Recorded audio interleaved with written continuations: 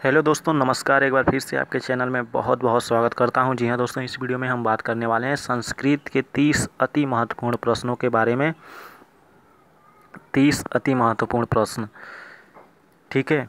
तो चलिए शुरू करते हैं और आप इन प्रश्नों का जवाब नोट कीजिए, आपको कितना इसमें से आता है, ठीक है।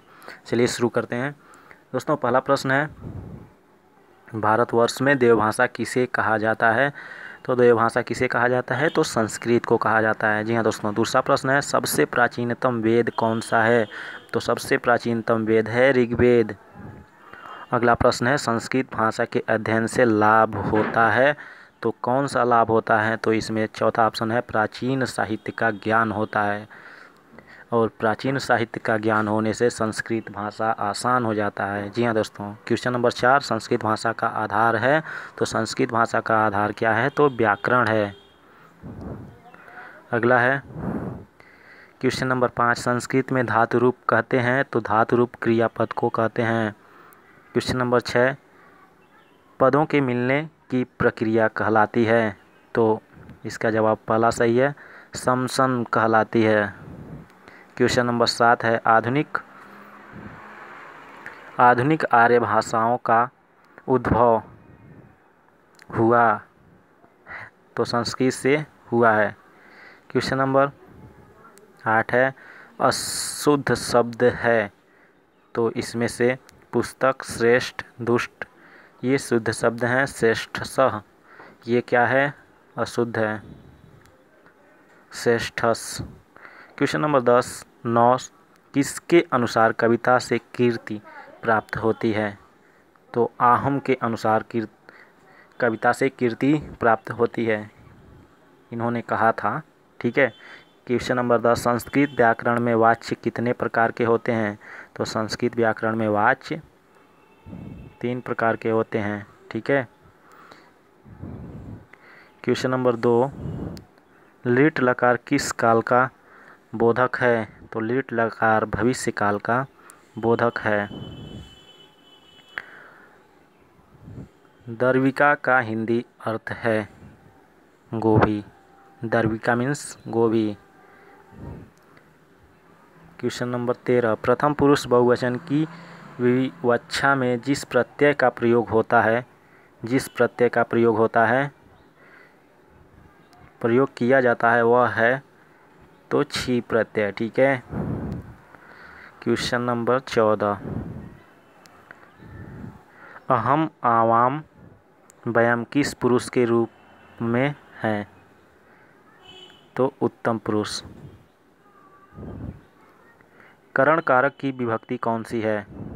करण कारक की विभक्ति कौन सी है? ऑप्शन नंबर 3, यानी कि करण से विभक्ति होती है और के द्वारा होती है, ठीक है। क्वेश्चन नंबर 16, कौन सी धातु सकर्मक नहीं है? तो ऑप्शन नंबर 4 है नृत धातु। बाकी सारी ये क्रियाएं क्या हैं? सकर्मक हैं। काव्य महाकाव्यों में सारगर्भित वाक्यों को क्या कहते हैं? तो उसे कहते हैं सूक्ति, याद रखिएगा। विश्व साहित्य के इतिहास में सबसे बड़ा महाकाव्य है?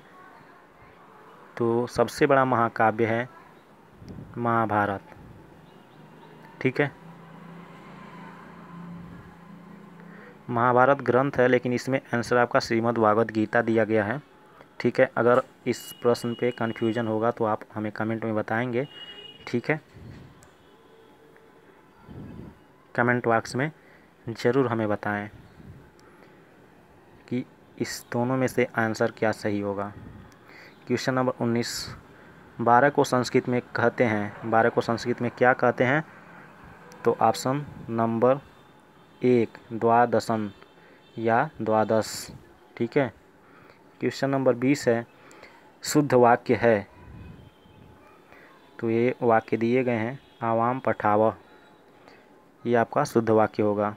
अगला है, एते शब्द में विभक्ति व वचन बताइए। तो प्रथमा विभक्ति द्विवचन होगा। विभक्ति और वचन आप याद कर लीजिएगा ताकि आपका 2 नंबर कम से कम सेफ हो जाए। ठीक है। अगला, नम धातु विधिलिंग मध्यम पुरुष एक वचन, यानी कि नम धातु का विधिलिंग मध्यम पुरुष एक वचन होगा तो नमे। क्वेश्चन नंबर 24, अयम बालक हसति में सर्वनाम है, सर्वनाम। तो ऑप्शन नंबर 3 अयम। मधु शब्द के अंत में होने के कारण इसको कहेंगे उकारांत। उकारांत, इसमें अंत में उ आया है इसलिए ये उकारांत का आएगा। ई आता तो इकारांत कहलाता, अ आता तो अकारांत, और री का मात्रा आता तो रिकारांत। ठीक है। एच प्रत्याहार के अंतर्गत आते हैं ए ओ, अयुड़ एओड़ एवच होता है ना, और इसमें पहली बात ए और च नहीं होना चाहिए, क्योंकि प्रत्याहार के अंतर्गत आने वाले चीज़ को जो शुरू होता है और अंत होता है उसको नहीं लेते हैं। ठीक है। अगला है, मेघ घन एवं निर्द शब्द संबंधित है, किससे संबंधित है? तो पुल्लिंग से, मेघ, घन और नीरद। सर्वनाम कितने प्रकार के होते हैं? तो ऑप्शन नंबर 4 सभी को पता है, 6 प्रकार के होते हैं। अगला है, आता है के लिए संस्कृत में क्रिया प्रयुक्त होती है आगच्छति, वह पाप से घृणा करता है। तो इसका सही अनुवाद है सह पापेन घृणाम करोति, सह पापेन घृणाम करोति। तो आप बताइए हमें कि आपने कितने प्रश्नों का जवाब दिया, और वो महाभारत वाला जो था उसका आंसर आप दें, कन्फ्यूजन हो तो। नहीं तो श्रीमद् भागवत गीता आपका इसमें सही है।